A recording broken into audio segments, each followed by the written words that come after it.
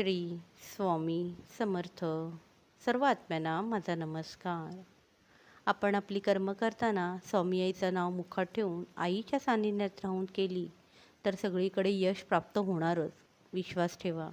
जर कोणत्या कामात अपयश आलं तरीसुद्धा ते आपल्या भल्यासाठीच असणार इतकं लक्षात घ्या. कारण आपण आईच्या सानिध्यात वावरत आहोत आणि आपल्यासाठी काय चांगलं काय वाईट हे आपल्याला कळत नाही, पण आपल्या आईला सगळ्या गोष्टींची कल्पना असते. म्हणूनच जे योग्य तेच घडतं, मग ते वाईट असो किंवा चांगलं. आईची कृपा एकदा आपल्यावर झाली की मग आपल्याला कोणत्याच गोष्टीचा फार विचार करायची गरज भासत नाही. कारण आपली आई सर्वांची करता करविता आहे.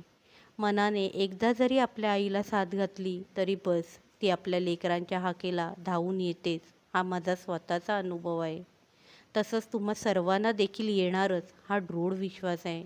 आणि असा विश्वास प्रत्येकाने बाळगलाच पाहिजे, तरच आपण आपल्या आईची लेकरं शोभून दिसतो.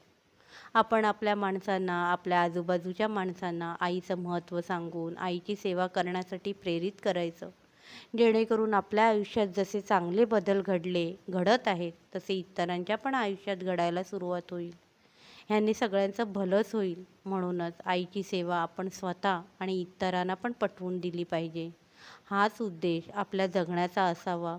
मग आपलं आयुष्य सुखी समाधानी होईल. कारण आईच आहे ह्या सगळ्या आजारावरचं औषध. एक सत्य असं आहे जे आपण सर्वांनी अनुभवलंच असेल, ते म्हणजे आपण जर सत्याच्या मार्गावर चालत राहिलो तर सुरुवातीला अडचणी येतील, पण शेवट यश प्राप्ती होणारच. कारण आई नेहमी सत्याच्या बाजूने उभी असते. हे आपल्याला कळणं कठीण असतं, पण हे जेव्हा आपल्याला कळतं तेव्हा खरं आपल्या आयुष्याची सुरुवात होते. श्री स्वामी समर्थ.